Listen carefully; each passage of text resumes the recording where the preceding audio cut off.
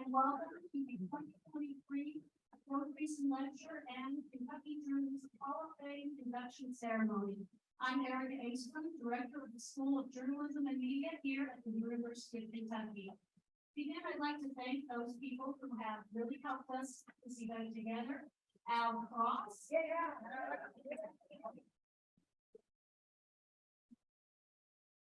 Administrative Associate for the School of Journalism and Media, our stalwart Pamela Edwards.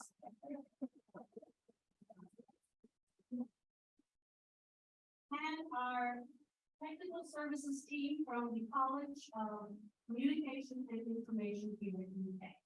We are so pleased to have you join us on this somewhat stormy night. Let's hope that the weather holds up a little bit longer.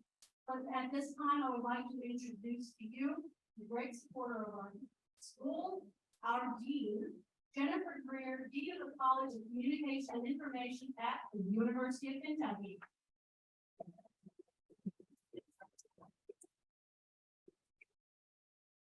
Hello, and welcome to the University of Kentucky. I know we have friends from far and wide. I'm going to give just a note to the inductees and the folks who are speaking today, and I'm thinking about giving broadcast notes to Nick over here, but this mic is not a great mic. So when you come up, you are going to have to speak right into it. But I'm guessing that some of our journalists here tonight have to do in much worse conditions than a ballroom like this at the University of Kentucky. So what a delightful event we have planned for you tonight. This is a combination of two wonderful traditions at the School of Journalism and Media. One is the Kentucky Journalism Hall of Fame, which is an independent organization. You'll learn a little bit about that later with the president on Monitor. But is the School of Journalism and Media is hosted the induction ceremony, and then also the Joe Creason Lecture. And that is an annual series. And so my job today is to tell you a little bit about Joe Creason, who the lecture series is named. Creason is a perfect link between these two events because if you check the program, Joe Creason was in the inaugural class in 1981 of inductees into the Kentucky Journalism Hall of Fame. And so it's wonderful that we can celebrate Joe's legacy and the Hall of Fame together tonight. Joe Creason was a Benton, Kentucky native, and he earned his degree in journalism in 1940 here at the University of Kentucky. Hey, Jason, let me call you back. I'm watching a Zoom video and I want to follow it. So maybe maybe an hour or so, but you got it. All right. Talk to you later. In this room, those are your people, folks.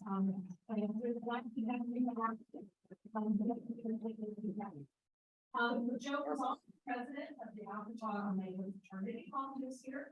After graduation, Creason worked at several newspapers in Western Kentucky, but then accepted a sports writing position at the Louisville Courier-Journal in 1940.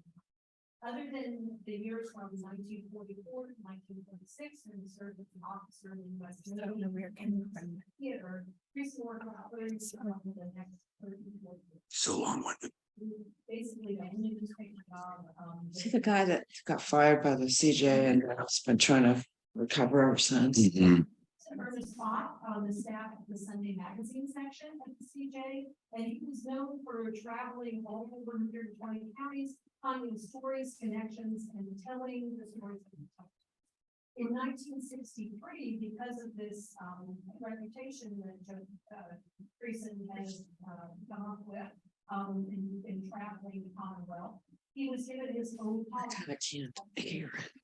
Yeah, it's not very good. In that column, he focused on the everyday lives. Here's just not very He talked about their hopes, their dreams, their humors, and everything that they had ever done.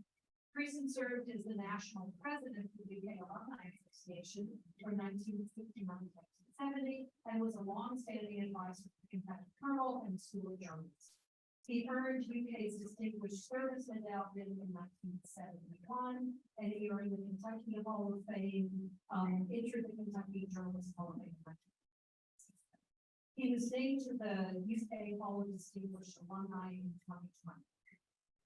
Creason's son Bill just yesterday emailed me and shared a story with me about Joe's connection to tonight's Hall of Fame. Bill, who was unable to be here tonight, but wants to send his regards and congratulations on the inductees.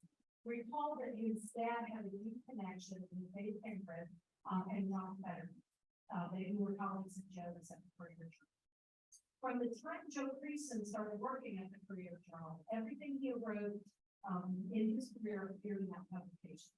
Everything that is, except for one piece, and this is a story that I'll share. He wrote an article for the Scene, which was the Louisville Times magazine on Saturday, is very similar to the Sunday magazine. The article that Creason wrote for the Scene was titled "The Lions of Kentucky." It was an in-depth look at 5 Kentuckians who had significant impact on their over adopted state. Some of the folks that he featured included Senator John Sherman Cooper, Colonel Harlan Sanders, and of course, that happened to the University of Kentucky. The article ran on Saturday, August 17, 1970. Creason died 3 days later at the age of 56. The Scene article was Creason's last original work published in his life. And so I'm going to come full circle to this table right over here. The editor of the Scene magazine who convinced Creason to write that article that it would be his last was none other than John Fetterman, who honored his time. And so it's just a wonderful connection between Joe and the Fettermans. In 1975, the year after Creason's untimely death, the University of Kentucky and the Bingham Enterprises Foundation created the annual Creason Lecture to honor Joe's memory by bringing prominent journalists to Lexington. To introduce the prominent journalist that we have here tonight, who's going to deliver the 2023 Creason Lecture and turn it back to Director Peterson. And I thank you and congratulations to all the inductees.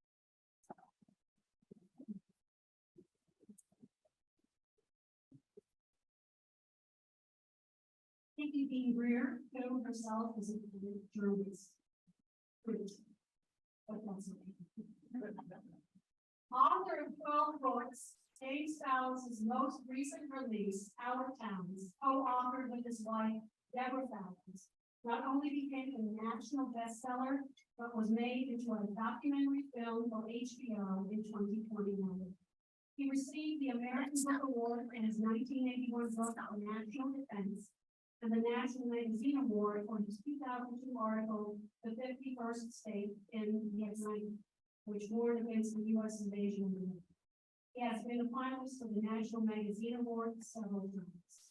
Throughout his career with the Atlantic, other magazines, and as a contributor for the National Public Radio Service, he has reported from China, Japan, Malaysia, Europe, as well as Texas, California, and Washington State, in addition to his home base of Washington, D.C.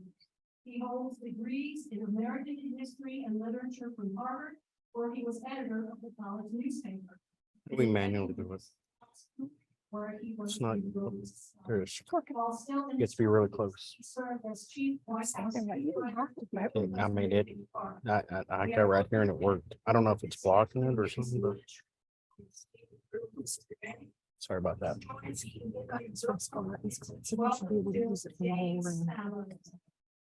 I'm sorry.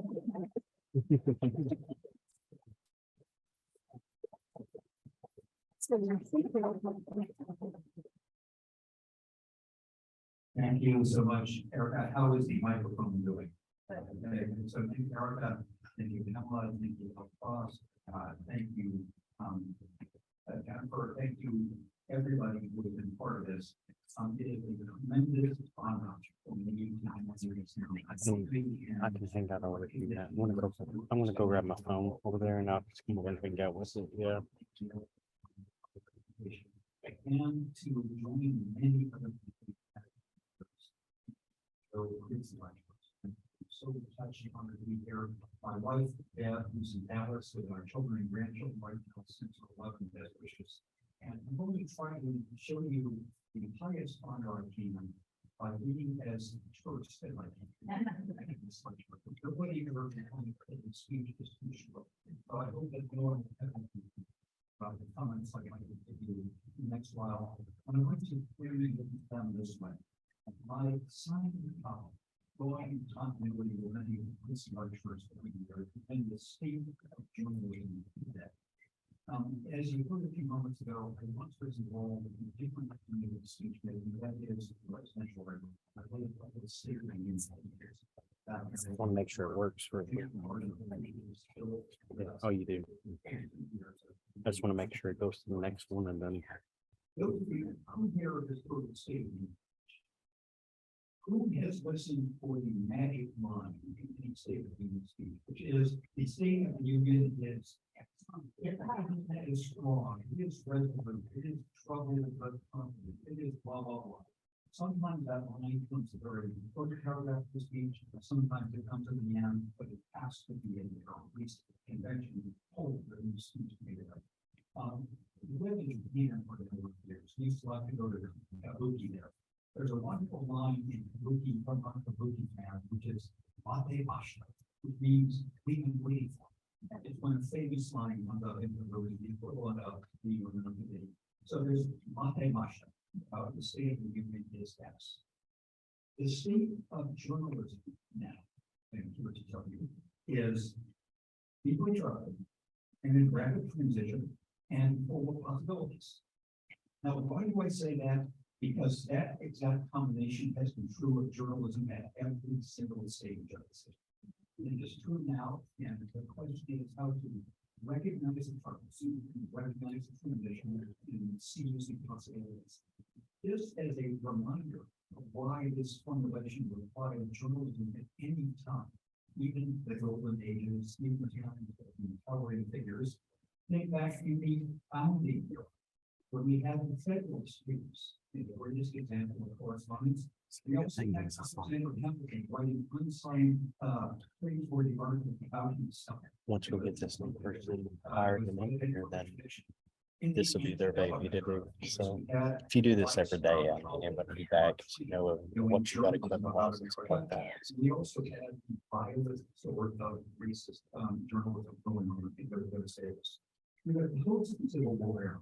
We had the rise of the money, so we had all the other sort of stories of people writing about the America and that's period of transition. We also had William Randolph Hearst supplying a war, as many of you know, the famous anecdote. If you think about journalism as it has been portrayed in movies, almost none of those movies or portrayals is positive. There is All the President's Man, but there's also Citizen Kane. Has anyone here seen the great movie Peace in the Hole with Kirk Douglas? It was the greatest movie about journalism ever, and it is the darkest. I asked you to go see it maybe this evening, later on, not now, but maybe later on. Think of the front page. Think of Chinatown. Newspapers have always had their strengths and their corruption, their cruelty and their biases.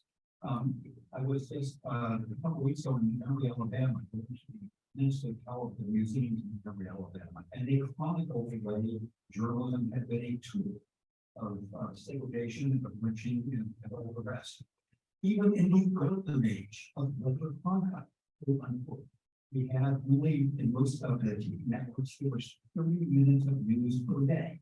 Anything that fit in there was news, and the rest was not. And anything that the limited group was citing the news was news.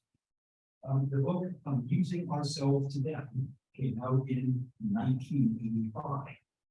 It was in 1910, so Walter Lippmann wrote about the impossibility of understanding anything we can't witness part of ourselves. There was in 1947, there was the Hutchins report on the way journalism was failing public education. This is a long story.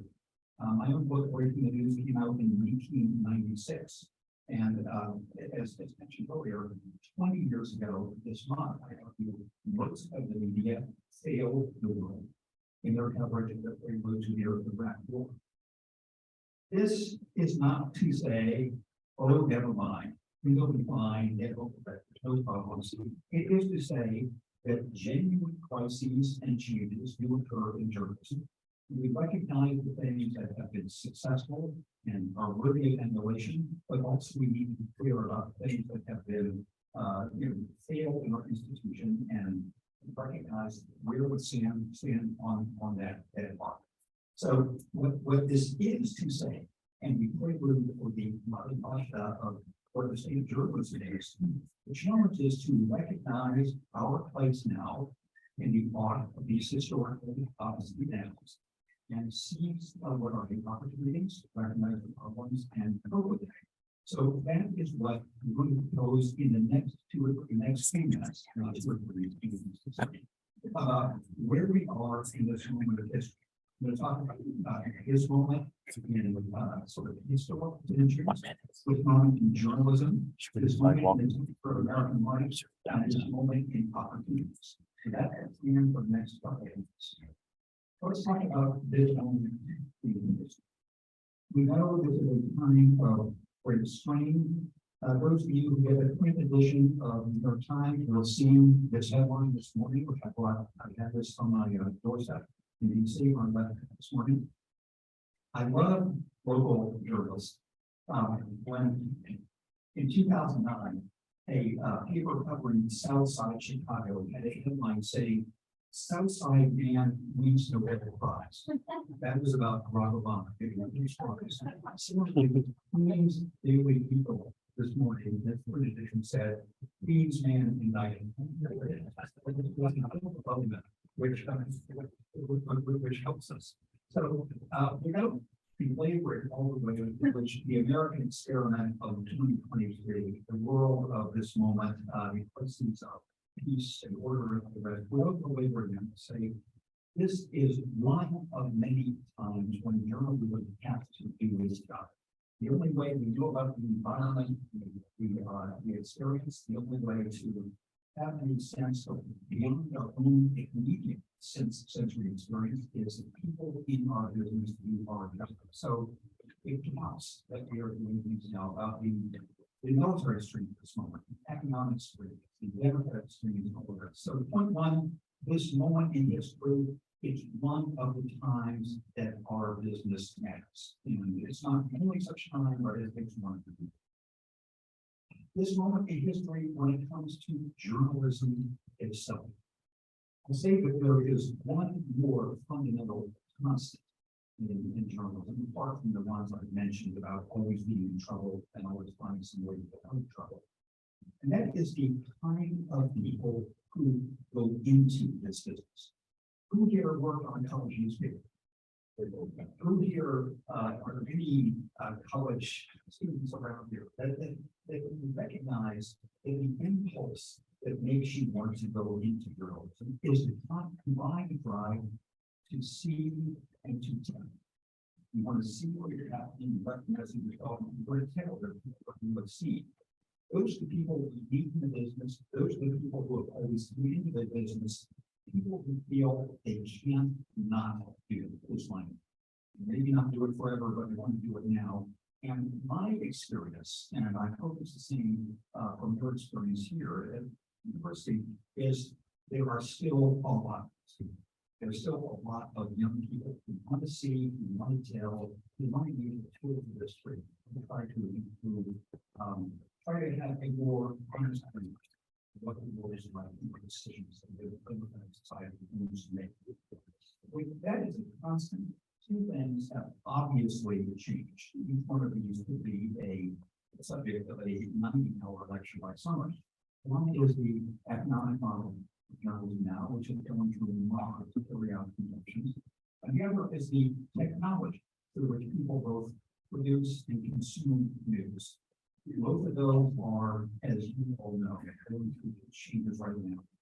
I won't belabor these also, except to say these are profound challenges, but it is not the first time that this enterprise or this industry has faced before.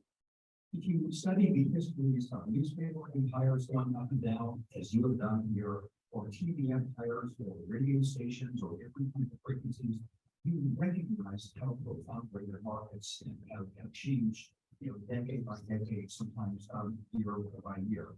I spent a couple of years, the years we don't talk about, as the editor of a news magazine, the editor of U.S. News for a couple of years. And I studied the news magazine business Who knows where Time magazine was founded in Cleveland, Ohio, by Henry Bruce and Rick Haddon, who recognized there was a market around the country for people who wanted to get news and couldn't get it back with the audience here. They moved to Cleveland where the rent was cheaper and started with Time magazine. Now Time magazine are in electronics. So the economic model is changing and we're seeing it has very weak condition. Whether we look back on our review, we think of it as sort of artificial. So I think one place another change in economics. If the changes again in almost every day. The end of people riding subways to work for AM radio. So point two, where we are in the marketplace with journalism is economic change and technological change, like others our predecessors have been through before. They respond to those either politically or unwillingly with revolutions in global factors and they those two. Part three on the art of history. I'll just mention because of many institutions you do here, it's a particular moment for place-based American civics and journalism and economics and opportunity and social streams and all the rest. Looking back in history, there were a number of eras where the place-based footprint on America changed profoundly. The arrival of immigrants in the late 1800s, the movement west at that same time. The great Black migration of the South in the late part of the 20th century, the Dust Bowl, the post-World War II migration to the Sun Belt, etc. One of those seems to be happening now, too, with opportunity being distributed in unequal ways around the country and the fate of smaller towns and rural areas being really crucial to the entire country. I will recommend, as you all know, the rural which is produced by this kind of this. To just sum up this point in 30 seconds and then move to the conclusion, there are times when American policy and reportage will be mainly on the national level. Of course, both of those issues matter profoundly, but this is one where no attention to place-based, to the local, to the community, to the world. All these things matter really that are part of this own industry. Now, finally, the final place, the fourth place we are in the art history is a new moment in opportunity and experimentation. Looking back to other institutions in our public life, our in the US, you can see decades when everything changed. Things were the same for a long time, and then they really changed. Public speaking became a thing in the late 1800s, United States. Immigration transformed the face of many cities in American rural areas in the late 1800s and many other times. Medical care, before and after the flexion approach, I'm sure many of you are familiar with that. That's a before and after movement. Public libraries in Andrew Carnegie, again, a before and after phenomenon. Museums and the arts after the eras of the Gilded Age decided to support them. These are all times when pressure had been building up, and then there was sudden change on lots of things that became a movement. I contend we're at that moment too, where a lot of the dispersed experiments that are going on at universities, with community papers, many of the things you're doing here, with Report for America, with a million other projects working now. I think that we have the potential to have this be like the library, like the medical care movement, it's like the good government movement of the early 1900s. This is a time where the opportunities are there, and the job for people in our business is to have our successors look back and say, yes, suddenly they did all these experiments, they recognized things could change, and the connections and the public knowledge of all these different came together. So the state of American journalism is deeply troubling, and it's in rapid transition, and it is full of opportunities. You want to say Monty Mantra. But this is the challenge for those of us honoring these forward-thinking investors. Thinking of the example of reason is to have a realistic in what I view the problems and the transitions, and an optimistic, full-hearted embrace of the audience. So with that, thank you for having me in Kentucky, and congratulations on what you're doing. Now. Yep, it's good. Very good. Hello, that's it. That's way better. Thank you, Mr. Fallows, for a working microphone. Also for an outstanding Creason Lecture. As many of you know, yesterday was opening day for Major League Baseball season. And as one of my sons like to remind me, it's again what he calls the utter disappointment for those of us who are long-suffering fans of the Cincinnati Reds. But only hope springs to time this time of year. If you follow baseball, you might be familiar with the line by the late historian John Fetterman, who observed nearly 70 years ago that number one to know the heart and mind of America that we learned in baseball. I think Professor John Fetterman would approve of us amending that sentence by saying he also read the works and listen to the talks by James Fallows. That's because I think James Fallows demonstrated because tonight his instincts, understanding of the American character are just profound as those I think, and I'd like to develop them. So let's join again and giving them, I appreciate it.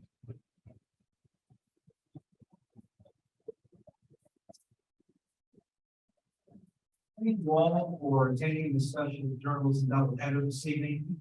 It's the first time, as Derek mentioned, we've done the Hall of Fame and the Creason Lecture in quite a while. I think we return to what's a winning combination. I also want to thank everyone responsible for putting together this marvelous finite double header. Those who serve the College of Communications and Information, Journalism and Media, as well as the other university employees who are this evening. And special note of thanks to the School of Journalism and Media Director Eric Angstrom, the College of Communications and Information Dean Jennifer Greer, for simply their outstanding contribution to the journalism profession, both in this Commonwealth and beyond.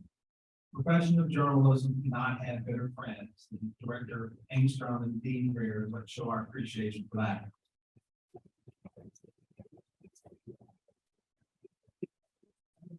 Great to have a few UK students with us on this Friday night. I realize there might be other things to do. Weekend spring night in Lexington, but we're glad you decided to attend the most exciting event in town. If it was for the academic coercion. And besides, now that the UK men's basketball team finished with the aim in March, you don't worry anymore about getting ready for the Final Four. As Kirk mentioned, in everyday life, I serve as the Associate Vice President of Communications and Marketing at Monmouth College in Monmouth, Illinois. Monmouth is located in Monmouth-Trump County in Warren County, out in the prairie, out in West Central Illinois.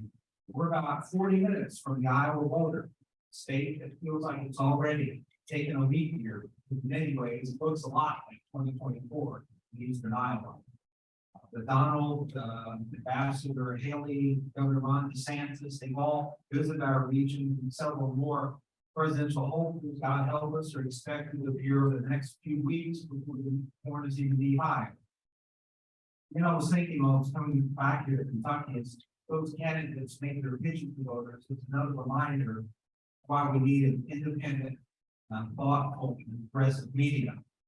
Independent press to help voters make well-informed decisions, an independent press that facts checks and calls out candidates' inaccuracies and in some cases outright lies, and an independent press to explain complex and important issues such as the need to allow gender-affirming care for transgender minors.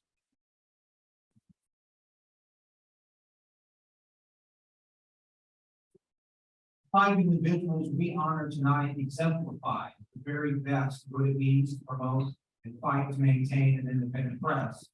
And I hope you will take the time, especially those journalism students who are with us this evening, to read more about our inductees' incredible careers.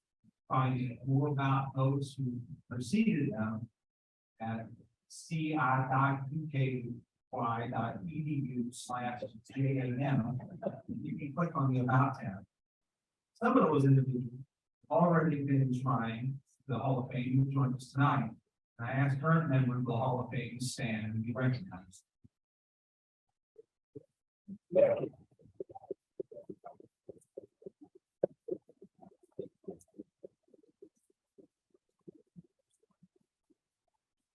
All right, now let's know what we came here to do, which is induct new members into the Kentucky Journalism Hall of Fame.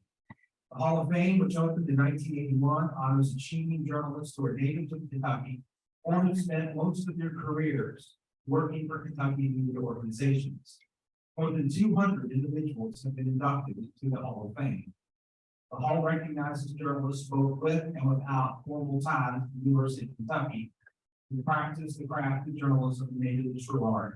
We're honored to recognize the members of this year's Hall of Fame class. I now call Sam Dick to the stage.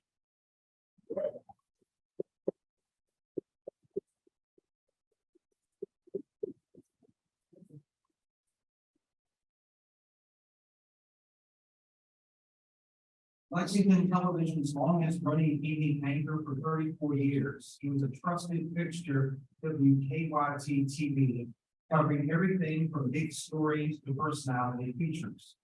A reporter in 1979, 1982, he also co-hosted local segments of a nationally syndicated magazine show. He reported for WCBS-TV in New York in 1992, 1982, 1983, WESH-TV in Orlando, where he specialized in consumer, medical, and investigative reporting. In 1987, he rejoined WKYT as anchor, often going into the field to cover major disasters and events. He was on air for more than 12 hours the day of a 2006 plane crash. He received 5 regional Emmy Awards and 2 Edward R. Murrow Awards. He retired in 2021, but joined WEKU-FM in 2022 as a part-time reporter, saying he had come full circle. His career began at a student radio station at the University of Georgia. Join me in welcoming Sam Dick.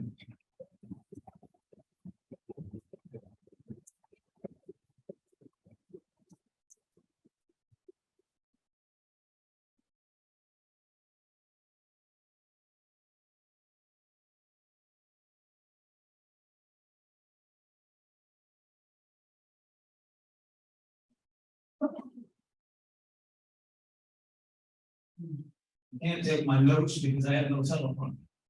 Can you hear me okay in the back? Thank you and good evening. I've got a whole lot of thank yous because I've got some wonderful family and some wonderful friends in business over my left. And I'm so glad that there are students here today because a lot of what I'm about to say, they gave me 8 minutes, so go ahead and time and see how I do. A lot of what I have to say is directed towards students and young people.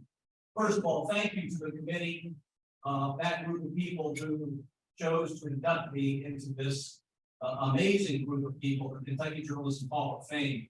To think that I am part of just the second father and son to be inducted.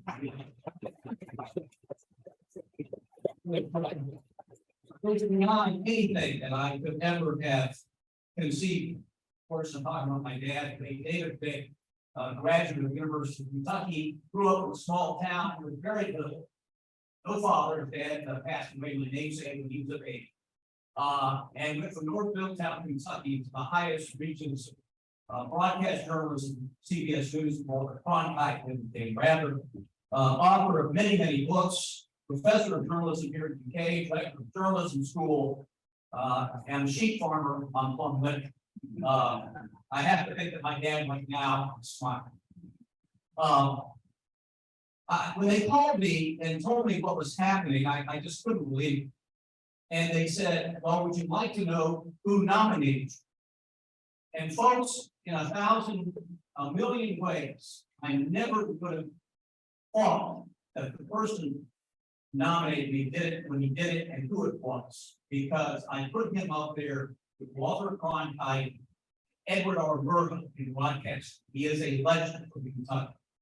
23 years ago, Haywood Ledford nominated. Think about it. And for those of you, maybe younger folks who don't know the name Haywood Ledford, go Google it after I'm done. After we're done here. A legend in broadcasting here in Kentucky from Harlan County. So Haywood, thank you for doing what you did. I can't believe it. There are, in my journey, this was not a solitary journey. This was very much hundreds of people who helped me get to this place in this journey. Producers in the newsroom, editors, photojournalists, people who directed the news in the control room, news directors, general managers, co-anchors, studio production crews, behind the scenes, promotions and marketing people, sales team, all of these people, hundreds of them, were people who taught me, who corrected me, who put up with me, who led me, who inspired me, and who motivated me, are part of this journey. 3 key things, and this is probably directed toward the students and younger people. I've got a couple of nephews here. 3 key things happened to me that put me on this path when I was 21 years old. And the first thing was this: someone gave me a chance, and it only took one person. Her name was Ruth Spurl, and in 1977, she was the news director at the CBS affiliate in Miami, Florida. How many women do you think were news directors in 1977 at local television stations, much less a major television station? She may have been one of the only, but Ruth Spurl said yes. When I typewrote, I had a typewriter, we had those back then. There are these things you hit the pedals, you know, the keystrokes, and you have this rhythm with key. I sent out 50 typewritten letters by the spring of my junior year in journalism school at the University of Georgia. I had tried newspaper, I had tried some radio, but I wanted to get a sense of being in a local television news. And so I sent these letters saying, I'll do anything for you the summer of 77. Let me have a chance. Sweep the floors, whatever it is. And Ruth was one of the few people who answered and said, come on down to Miami and join us in the newsroom. So she opened that door just a crack. And that's all it takes, guys, ladies. One person to make that decision. So Ruth Spurling, thank you. The second thing that happened was when I went to that newsroom, I didn't just answer the phone. I didn't go get people cups of coffee. They allowed me to be a part of that news team as a rookie, as a kid who didn't know anything but thought he did. I got to go with the news crews on stories. I got to learn about film editing back when we had film, folks. I learned about tape editing. I learned about interviews. I got to carry the equipment because back then it was a 3-member team. Reporter, a photographer who had this huge camera, and on this shoulder, a huge reporter. Well, you then had a second person, me, who carried the battery, which was that big. It wasn't like 30 or 40 pounds back. And I would see on the assignment wall there each day as I proved myself, they had a photographer's name, Jones/Dick. And I thought, oh my gosh, they need me. I'm a part of a team. They allowed me to do some stories that actually aired on their newscast as an intern. I didn't get credit for that. I didn't get paid for that, but it was one of the most wonderful experiences somebody could have. The fall in love. But I did. I fell in love with broadcast journalists. The third thing that happened, and this precedes all of that, is I had 2 parents, David and Rose Denton, who supported me and inspired me and sent me off to a city far from Atlanta where I didn't know anybody, put me into a garage apartment and just let me do my thing. And I say here today that I can't give enough thanks to those 2 people who came from small town America. One of them immigrated from Sicily. Both of them have all my love and support. Those 3 things made happen. So thank yous. Thank you for Ralph Gavin, my first general manager at WKYT in 1979, was a legend in the business when I got there. I never called him Ralph, it's always Mr. Gavin. A big thank you to Ken Kurtz, who is, he told me, 93 again? Ken Kurtz, my first news director, right here.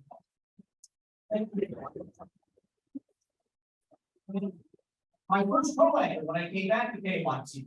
At the age of 31, I had never anchored a newscast, and they took a chance on it and brought me back. And Barbara Bailey, Brad James, and Rob Romney were an established team.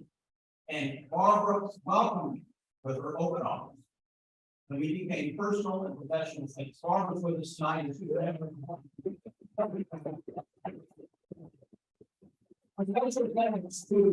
The news team I led. Amber Philpott, my co-anchor, and Chris Bailey, our chief meteorologist. The three of us were like the three musketeers. And we argued some, we fought some. But we loved each other, and we were a team. And Amber's with us tonight. Amber, thank you.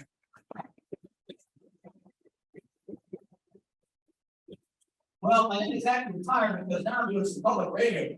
And I'm also doing a little thing on WKYT called Off the Beaten Path. Mike Savage is the general manager of WEKU, and he brought me on as a part-time. And Mike's right over there, Mike Wade. Mike Savage. He had a script editor I have ever faced.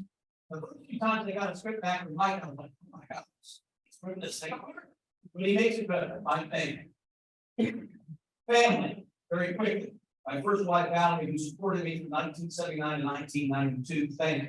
My three children, Samuel III, who couldn't be here, Leah and Christina, sitting right over here. They sacrificed a lot. I was gone a lot. I'd run through a brick wall for a story. I'd miss their stuff. I'd be stressed out, and they put up their own thing. I'm like, my sister, Beverly, Kathy, Nell, and Brady. Brady's here, Nell's here, and my stepmother, Raleigh, she's here. Thank you for your love. Thank you. And finally, not for last, but Noelle is my wife for 28 years, almost 28, big indicator 30. Here's the cool thing about Noelle. I'm not only in love with her, she's not only my best friend, but she is one hell of a critic.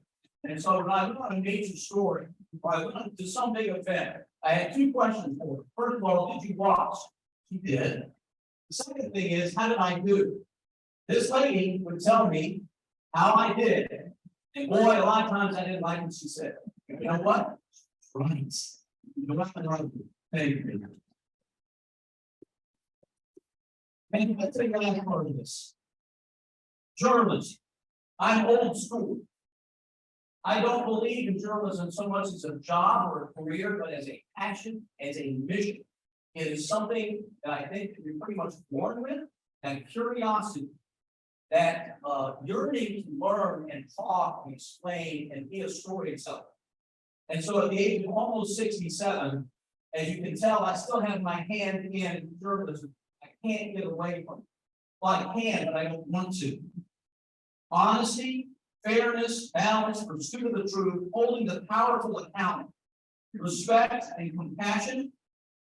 These are things that I try to live by in writing and being a broadcast journalist, and also as a print journalist online.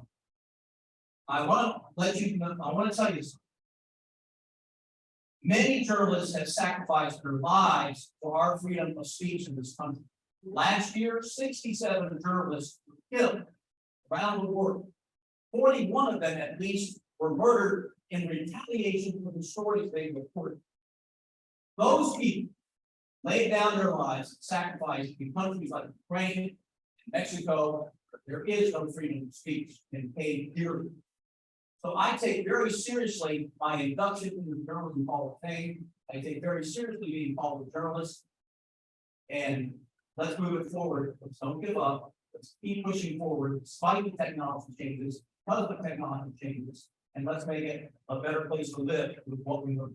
Thank you all very much.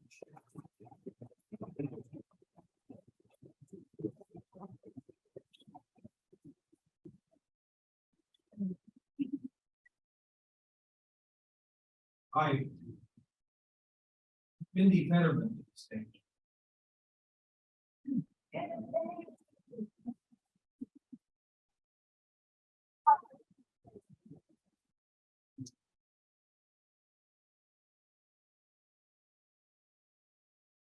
John Fetterman, a Kentuckian who had a gift for helping people in a diverse state understand each other and for making specific people and events universal.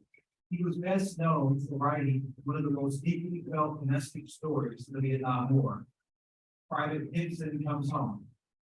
The 1968 Courier-Journal magazine story and photos about a community's farewells to a casualty won the Pulitzer Prize for local reporting.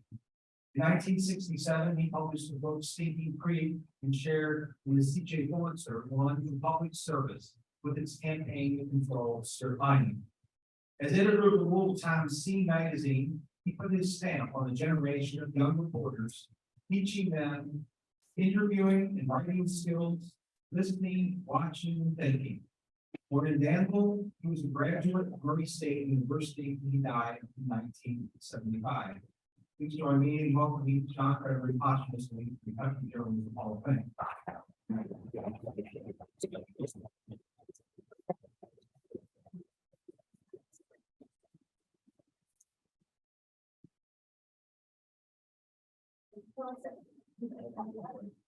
Thank you. My dad has leaned over me my whole life, but never quite like this.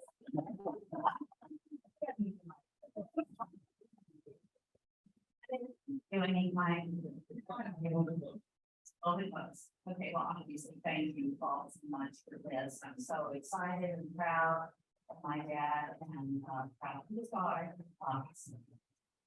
If you'd like, and allow me, I'd love to read something.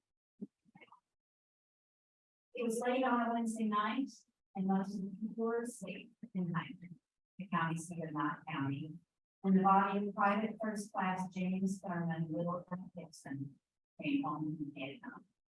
It was hot, but as the gray curse arrived wearing a gray army coffin, summer rain would fall. The big fat raindrops glistened on the polished earth and steamed on the street. And then it was dark. In the distance down the town's main street, the red sign on the square table motor company flashed on and off. Private Gibson's body had been flown from Oakland, California to Cincinnati and was accompanied by Army Staff Sergeant Raymond A. Ritter, assigned to the escorted home. The body was picked up in Cincinnati by John Beveridge, partner in the local funeral home, and from that time on, he was in the care. At Inman, the coffin was lifted out while Sergeant Ritter, who wore a black mourning band on his arm, sat to salute. One funeral home employee whispered to another, "It's really fun." That's the beginning of PFC Gibson Comes Home, the article written by Louisville. In the story, he captured the power of personal as he wrote about the funeral of the young soldier. Death numbers have been rising, the protests of the war, but few were really focused on the personal impacts of the war on soldiers and communities. John Fetterman found that personal power. Story was short, fewer than 2,000 words. Can you hear me? It was short, fewer than 2,000 words. The photos he took were straight on and simple.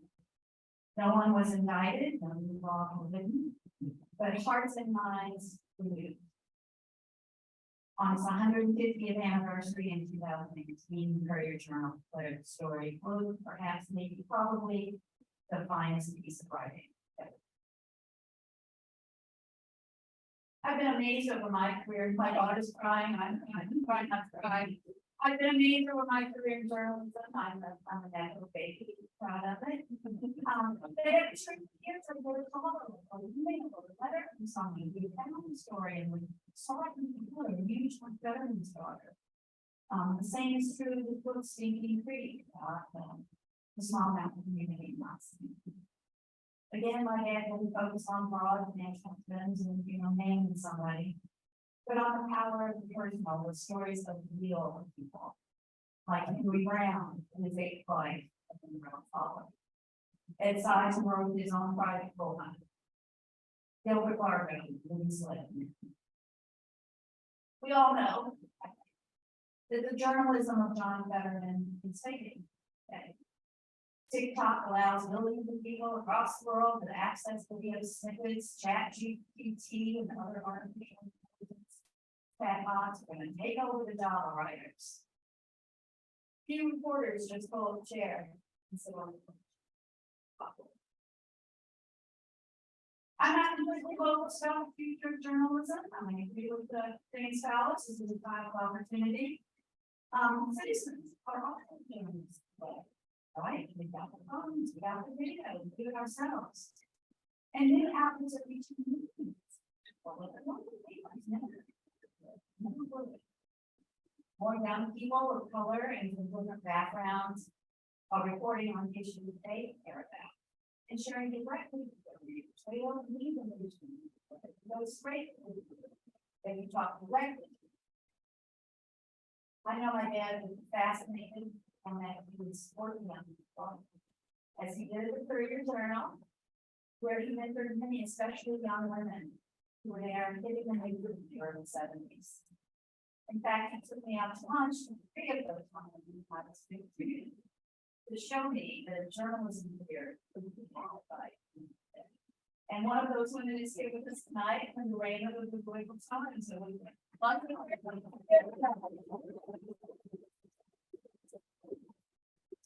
that's the real power.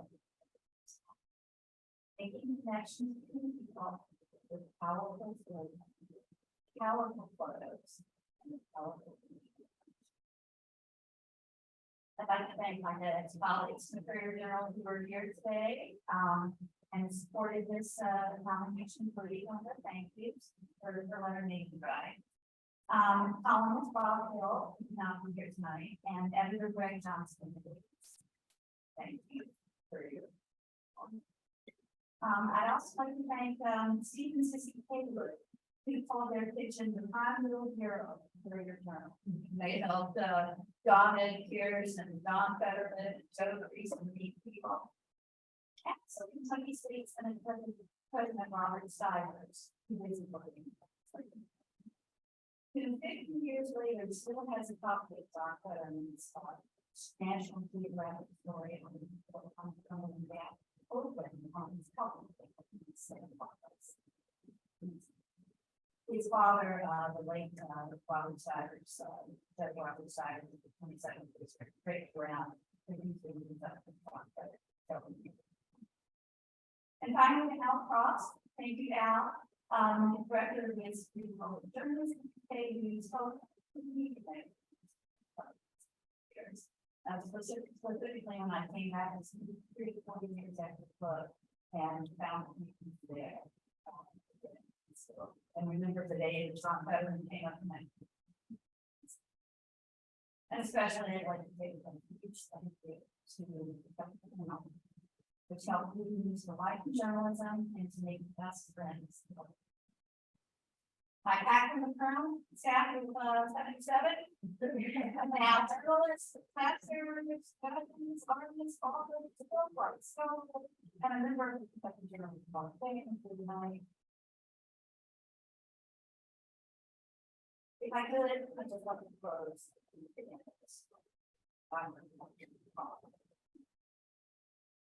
The service lasted 2 hours and ended only after stories of people of all ages filed past the coffin.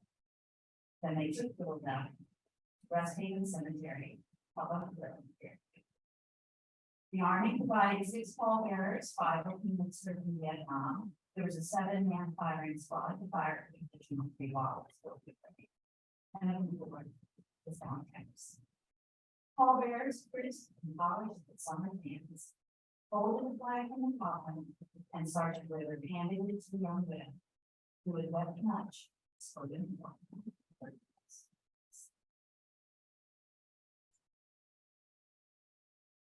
Then the soldier's widow knelt beside the casket and said softly. Then they buried Hilda in the living land. Thank you all very much.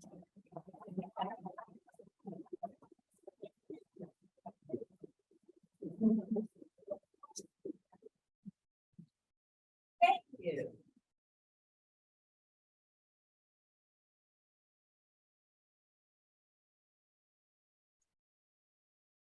Now invite Kimberly K. Green to the stage.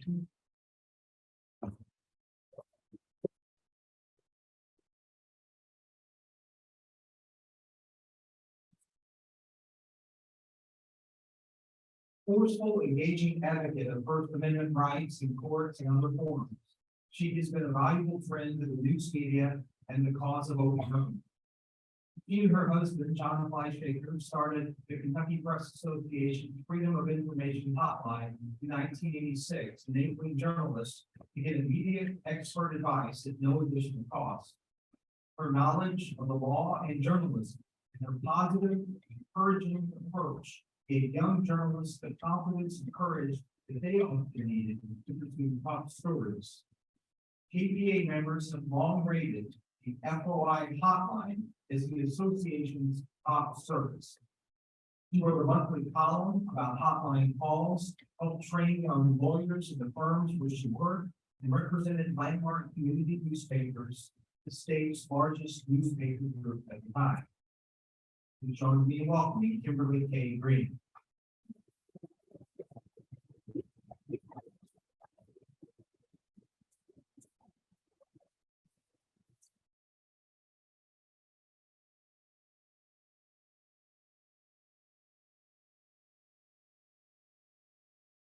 Thank you so much. I am so grateful for this recognition, for doing something I and so we love. And I'm really excited that this is happening right here on the weekend campus where I went to law school. It was really kind of the beginning months. And two of my law school buddies. So mine is a story of two big love affairs. The first one happened when I was in law school, and I fell head over heels in love with the First Amendment.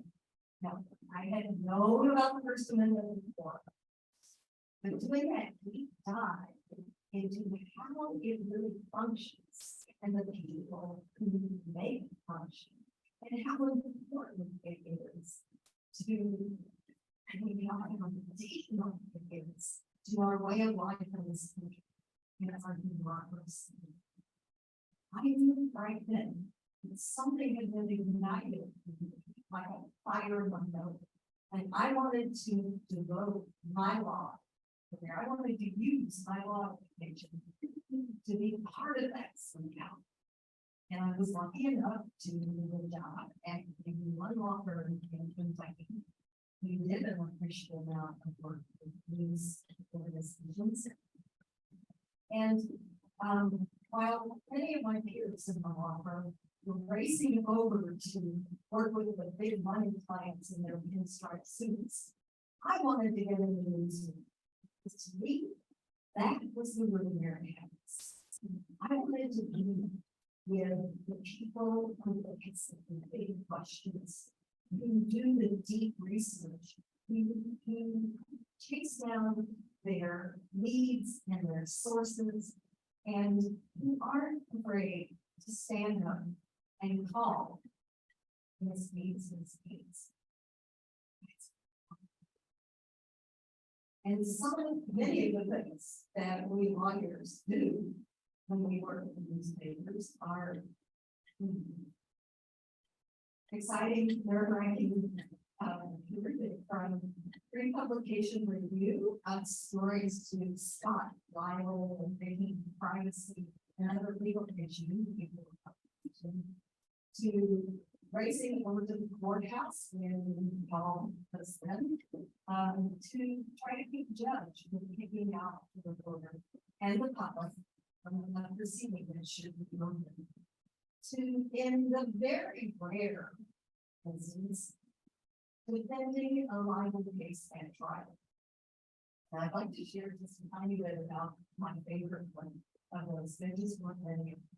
This was for an LCNI newspaper landmark in Oak Ridge, Tennessee. And they had been sued by a deputy sheriff in Oakridge for something they had written about his latest misdeed. It happened that this particular deputy was the son, he was the bad boy son of the sheriff. And he liked to throw his weight around the town and often have them stepping over the line. And he didn't like it when he was called out by the So we went through all the pre-trial stuff and got to the trial. And the very last thing that his lawyer said to the jury was, ladies and gentlemen, you must show these people what a man's good name is worth. So the jury marches out and they deliberate and they come back in and they said, yes, this man's name is worth $1. And it took me in, and that is, oftentimes, what is a technical defeat, being lost, is really a significant victory. So most of my partnership, so at that point, with journalists, was with the Courier-Journal and Lexington, until Steve Lowry, who was at that time chair of the board of the WKYT, came up with this idea that there should be a hotline where journalists from any corner could call in for instant advice consultation on legal issues. And Don and I thought this was a terrific idea, a way of helping journalists working for organizations that didn't have the budget to be a little more muscular when they went up with a public agent up against a public agency who's trying to say no illegally about their request for access to records or other public meetings. And we committed to do it, knowing that if KPA membership took full advantage of this, it would never break even with us.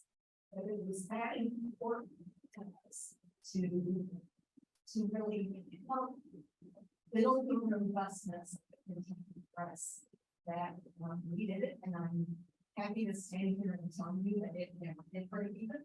And it's still breaking even, but I'm so glad that the membership appreciates the service. So all these years of working together, John, we became good friends, and eventually my second big love affair happened. We fell in love, we got married, and let's continue to work together in service of the organizations. We decided then that we wanted to give back and to help up and coming journalists, students, have the experience of hands-on with the legal tools available to them in Kentucky, so that they too could actually, like other journalists, go make a records request and experience having someone try to slam the door in their face. And to give them the gumption to stick their foot in it before it closes all the way and say, you can't do it. So, along with Western Kentucky University, we established the 500 scholars and an honors class in First Amendment issues. It's become an interdisciplinary class now, which makes it doubly exciting because you have political science or history majors in the journalists.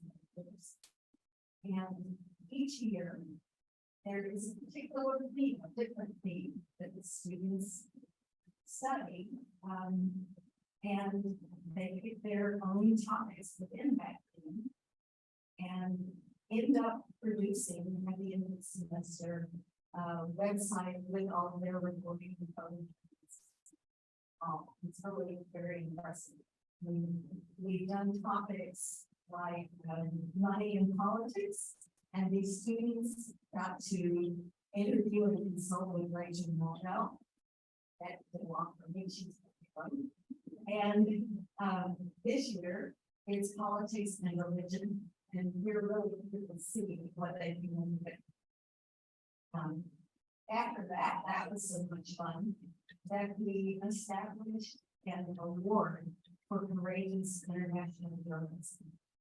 We have met through this a number of amazing journalists from around the world doing incredible work, including journalists from Colombia and Afghanistan, Mexico, Finland, and this last year, 2 journalists, one an American photojournalist who has spent her life the last year in Ukraine covering conflict, and the other, a young Ukrainian woman who continues with her team to this day to publish news.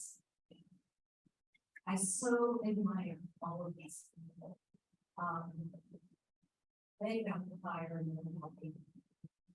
All of the journalists in this room have a fire in them. And I hope it keeps burning. I hope the flame stays strong. This has been an incredible ride for me. I'm so grateful to all of them. I was able to work with. I am really appreciative that the Hall of Fame considers my work worthy of membership here.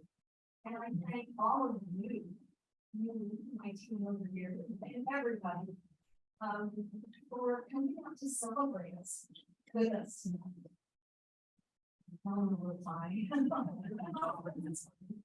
Thank you all.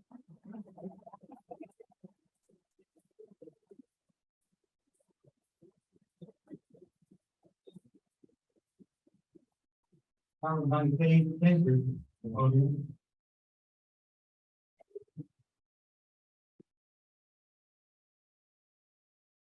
One of America's greatest sports writers, he joined the Courier-Journal and Louisville Times in 1965, became the Times sports editor in 1969, moved to the Washington Bureau in 1972. He was CJ sports editor from 1973 to 1977, and he was the National Sports Writer of the Year in 1977. He worked at the Washington Post, the National, Sporting News, Golf Digest, and the Atlanta Journal-Constitution. His many awards include Best Sports Columnist in America in 1984, the Red Smith Award for Lifetime Achievement from Associated Press Sports Editors, and the Penn ESPN Lifetime Achievement Award for Literary Sports Writing. His books include Basketball, The Dream Game in Kentucky. A native of Atlanta, Illinois, he attended Illinois Wesleyan University and retired to nearby Carlin, where he covers Morton High School girls basketball on Facebook.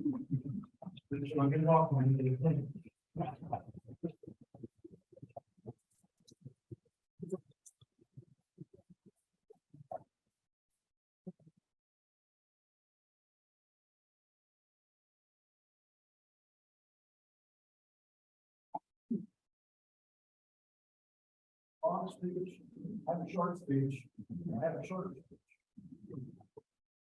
I've been putting this thing together for like the last 3 days. So I have many pieces of paper that I sent. Bob Welker and Lisa Blocker drove me down here from Carlisle, Illinois. Today they're meeting out there somewhere.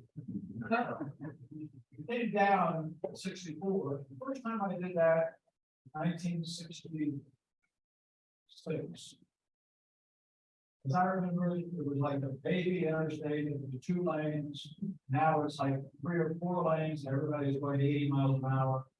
And I'm just hanging on with accidents. I came down here to see Adolph Rupp. I was a kid, he was a legend. I stayed here for 12 years. I was always a kid, he was always a legend. He never let me forget that. But what I really want to talk about is just how effective or how important the Courier-Journal was to me.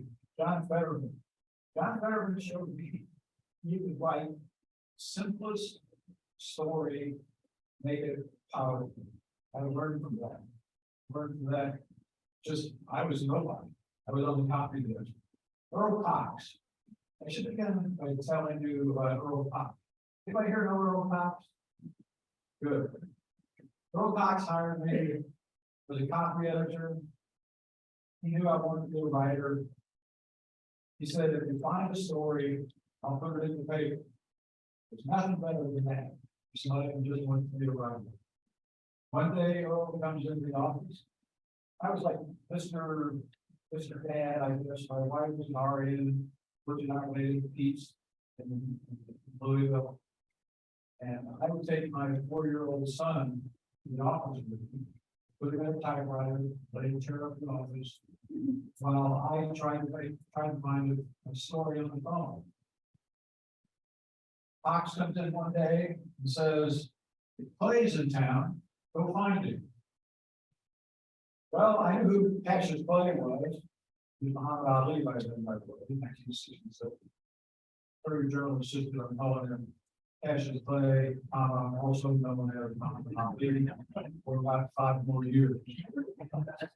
Well, yeah, I was a kid on the copy desk. What do I know about finding the most famous man in the world? What Earl said was, just go down the street here a little bit, the Cash Senior's Art Gallery. Well, I went down the street 2 blocks, go out of the Courier-Journal, turn right down Broadway, 2 blocks, and I see Cassius Senior sitting on the curb, drawing Roto-Rooter on the side of a truck. I didn't think that was the art gallery that he was talking about, but I asked Cash Senior, where can I find Cassius? He said, just go to the West End, he'll be out there. So I took my son, we drove into the West End, and I didn't find him, but I asked everybody, anybody seen Cassius? Everybody had seen Cassius. So I find him, take him up. He rides in the car with me all day, holding my son, Gerald, and I had a great time. I wrote something that day. Actually, I did a title search for what I wrote that day. What I wrote that day had nothing to do with me finding Cassius Clay. He was in town to promote a fight. So it was all talking about promoting the fight. But that day was October or something in 1966. I wrote about it for the next 50 years. I couldn't get rid of it. Where I was, he was. I don't know how that kept happening. He would be in Las Vegas. I'll tell you the Las Vegas story. Las Vegas, Ali wanted people around him all the time, but everybody around him all the time. So I go into his suite in Las Vegas. He sees me come in the room. He's in the bedroom over here. He says, Louisville, come here. He didn't know who I was. He knew I was like the Louisville guy. The place is packed. I can't hear him. He can't hear me. He's in bed. He raises up a corner of the sheet and says, get in. So I knew the heavyweight champion of the world, the most famous man in the world, says, get in. But I did. Let's have on fun. We did this interview about his entourage. He took my notebook, we pulled the sheets up over our head like typing for a parrot. And he writes the names of his entourage in the notebook, how much he paid him. And we talked about whatever fight it was coming up, which was early 70s, whatever fight. Wow.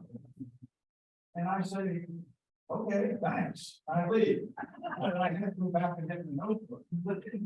And so that was Ali. Earl Cox gave me a job. Earl Cox gave me Muhammad Ali. But the first guy I met was Rob. I came down here. All I remember about Robert is he was tall, Despite the fact that the only one person who really had spinal surgery. I'm very proud, by the way, of the spinal surgery.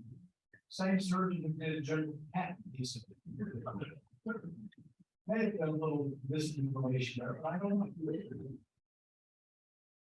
So I knew what then, knew what for the next 12 years. Rob and I did not always get along well. In fact, we almost never got along well. I would call him home, he was listening to the phone book, and shoulder around the night. He always answered the phone, unless he was going to sleep, he would just turn the phone off. He could always call, get on the phone. He would chew me out about whatever mistakes I had made, whatever flaw he saw in my good thinking. And then he would always, now what was it you wanted? We would talk for another half, because he couldn't avoid talking about how great he was.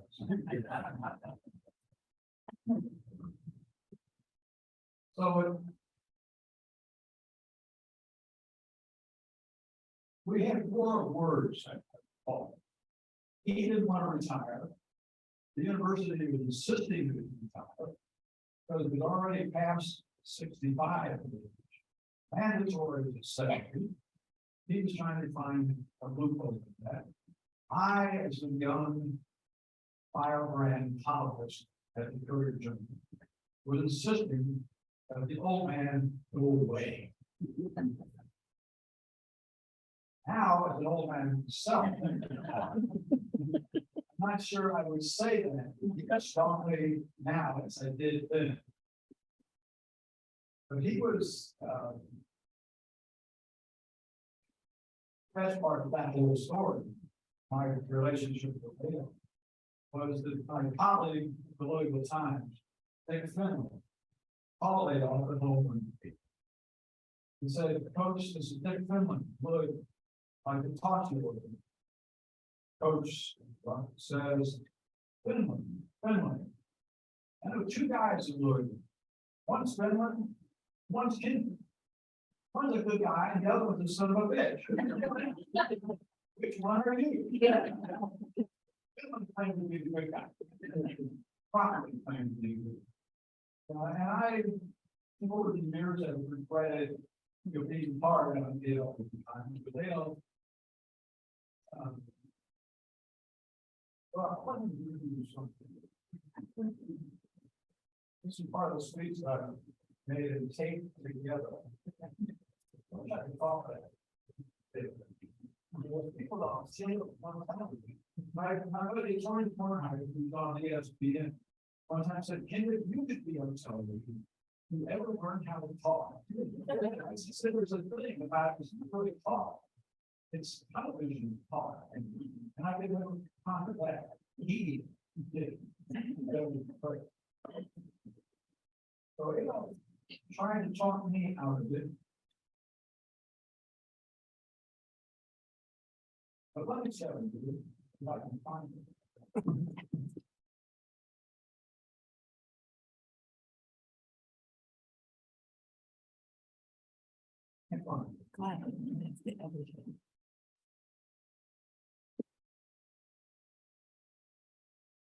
But anyway, I'm here basically to be happy.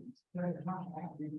This makes me another person from the Courier-Journal, Louisville Times, be in this Hall of Fame. The greatest thing that ever happened to me. I left there in 1977 early. Excellent. 45 years ago. People still remember Tim Sullivan, who was one of my successors at the sports conference, nominated me for this. Because he was young enough to remember that I used to be someone. He got enough people to join in the vibe that I thought was on. And it's fabulous. I wouldn't be here if it didn't mean boxing.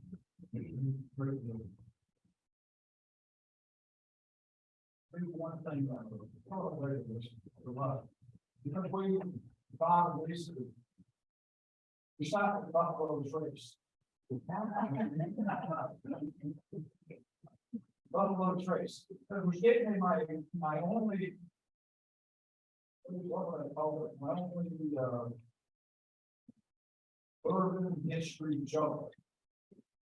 Our tour leader at Buffalo Trace said that when bourbon was illegal, I'm not sure why it was illegal, without prohibition. Apparently, you had to sell it as medicinal products. Had to put a label on it. He said medicinal. It says we only get 3 pints per month. He knew a woman who he identified as a German Catholic mother from Cincinnati who had 14 children.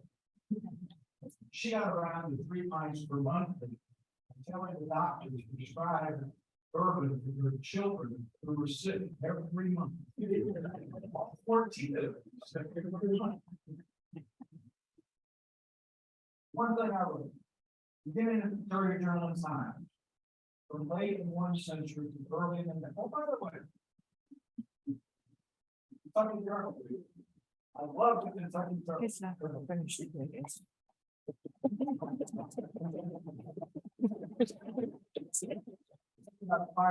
They were all firebrands. This is like late 60s. I was trying to do a story. They were all old students. Because they knew all the people involved. So I just kind of come with them. I was like an older uncle, something. I don't know how it is. They were all over and listening. It's amazing how I haven't changed. They all have become grandfathers. So the Kentucky Journal is very happy to see you. Tom Hart, he's a very good all. One of those. My favorite of those is Earl Cox. He made all this happen. He turned me with one of the stories, so anyway, beginning of Courier-Journal time, late in 1 century, the early in the next. I was a sports writer and witnessed the great sports events of our time. Happy writing, carousel, Super Bowls, World Series, and Olympics. All spectacular, historic, and unforgettable. Ever more so, when Muhammad Ali promised to do something spectacular, historic, and unforgettable, you the world watching did it. One of my great friends, who wrote accomplished Jimmy King, said, I've had a great life. I sat most of my life in violence and a sports writer. Been friendly multitudes gathered for the purpose of pleasure. Me too. Thank you very much.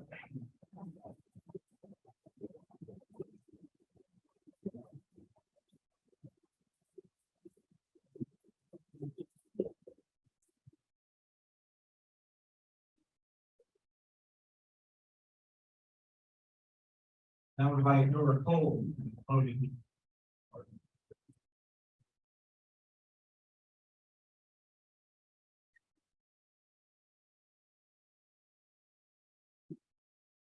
the late William Morley, founder and editor of the Louisville News, serving the city's Black community. He often showed courage at a time when Blacks had few allies in their fight for civil rights. He co-founded his newspaper in 1912 with E. L. Brown, and in 1914 began a case that led to the U.S. Supreme Court striking down the city's housing segregation law. But in reprisal, he lost his post office job. His editorials targeted not only white racism, but pointed out ways that African Americans perpetuated the cycle of discrimination, and he criticized Blacks for remaining loyal to the Republican Party.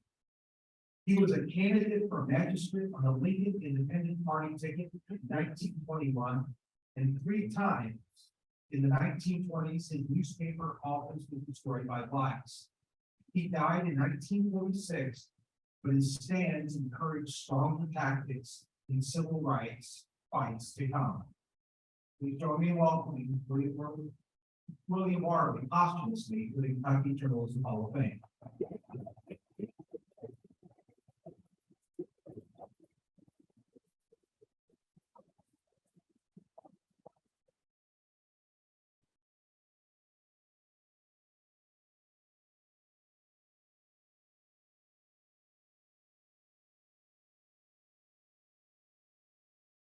Good evening. My name is Nora Cole. I am the granddaughter of another journalist called the inductee, Willis Cole, who was sole owner, publisher, and editor of the Louisville Leader from 1917 to 1950. I never knew my grandfather, but my interest in him was sparked by stories I heard about him when I was growing up. And it is through his story that I became fascinated with the 2023 inductee, William Worley. You cannot read or learn about Willis Cole without hearing about William Worley. And hearing a few reflections from my father, Latimer Cole, about Mr. Worley has always endeared him to me.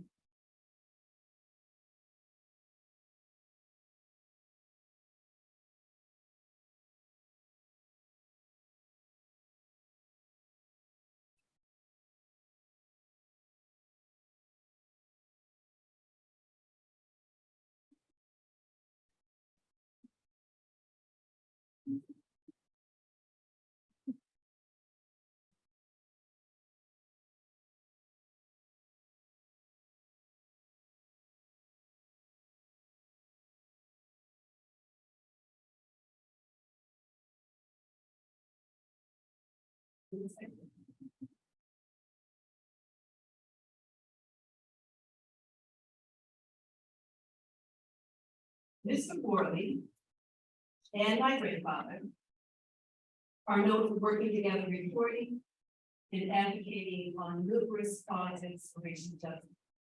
Most notably was the Bar Fleming case in Madison, Kentucky in 1926. 3 Black men, Columbus Hollins, Bunyan Fleming, and Nathan Bard, were arrested and charged with assault with a young white woman. My grandfather and Mr. Worley wrote articles warning against legal lynchings. Mr. Worley wrote, outdone by Mississippi, Georgia, and other states south when it comes to making Negroes charged with certain offenses, paying extreme penalty outside the courts.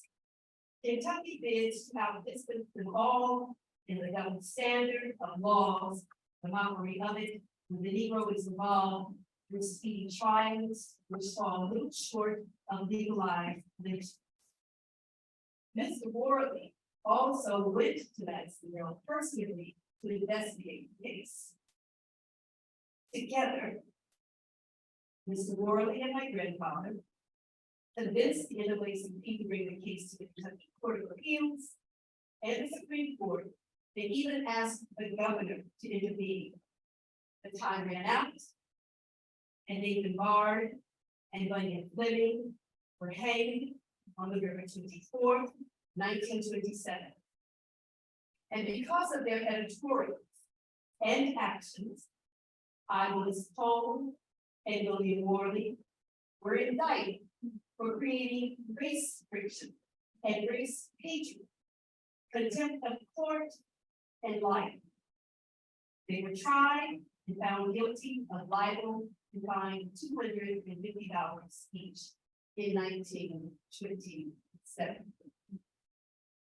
But even before Mr. Worley knew my grandfather, he was known as a defendant in the Buchanan versus Worley case that the NAACP took to the Supreme Court and won in 1917.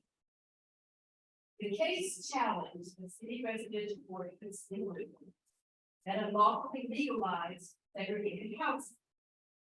It was a huge victory, but it also forced Mr. Worley out of his job as a letter carrier for the Postal Service. He was given the choice to cease his outspoken editorial or lose his job.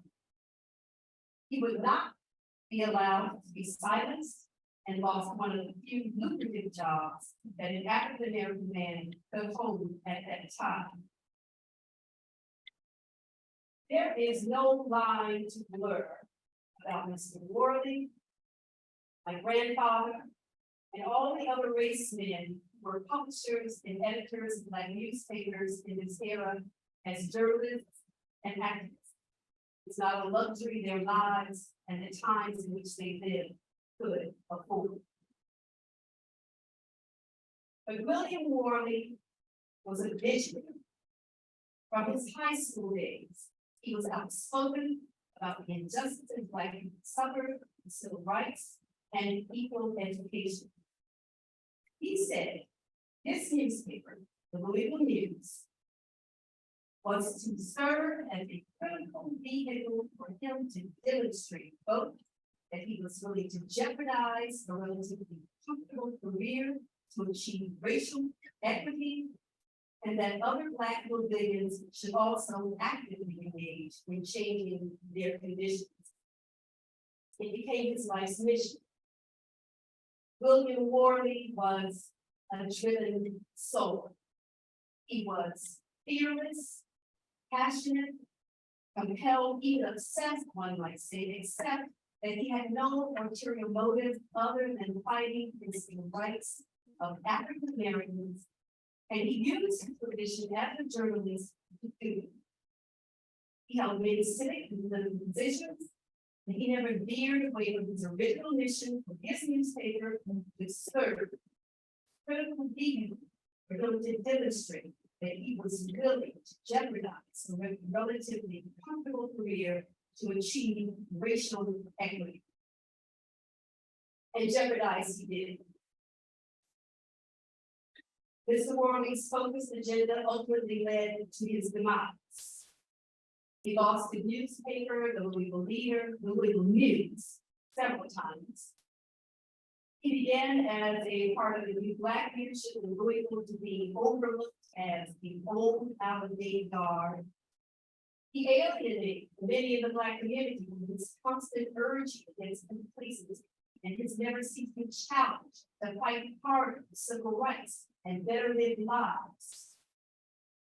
When two Black elementary school teachers were arrested for taking their students to Courier-Journal Park in Louisville, Worley was the first on the scene to protest, but he was later ignored when he warned Black people against accepting the city's spirit of designated parks as just another form of segregation and not something elitist honor they should embrace.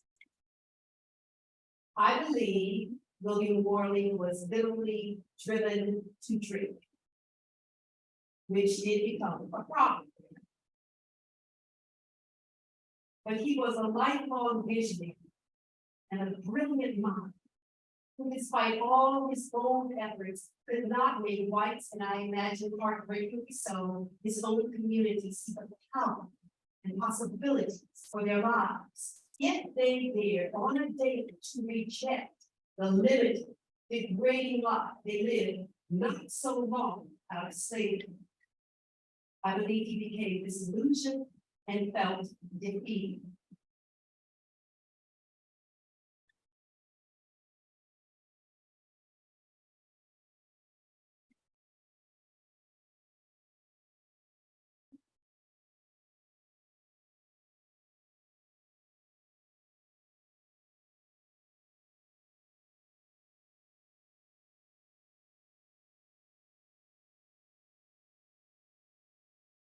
Even my grandfather and Mr. Worley's relationship suffered throughout their near 30-year relationship.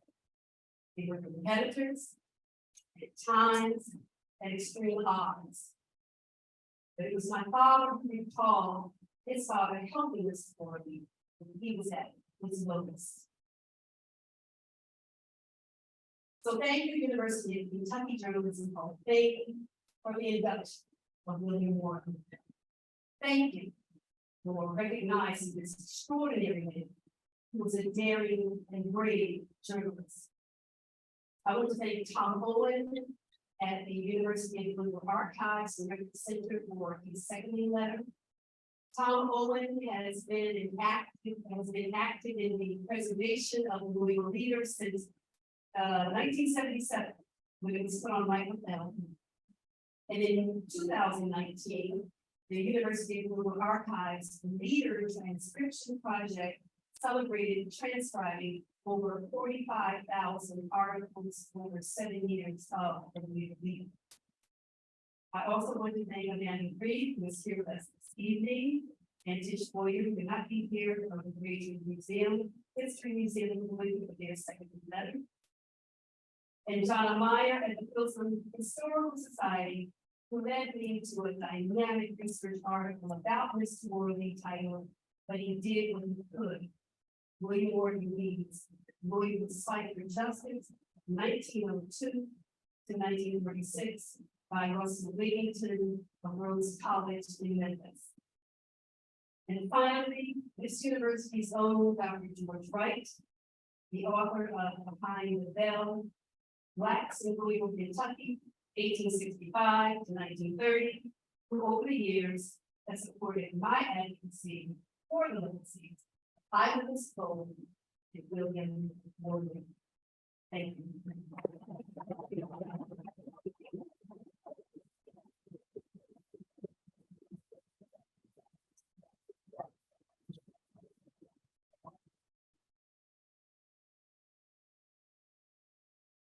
Another round of applause for our adoptees.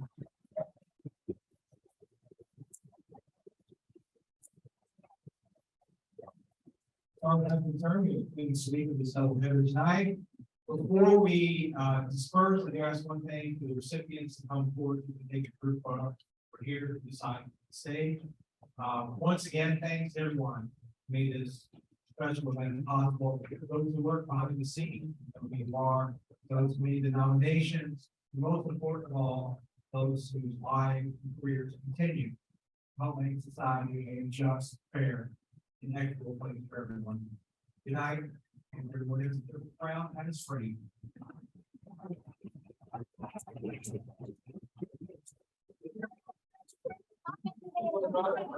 We're all gonna take a picture.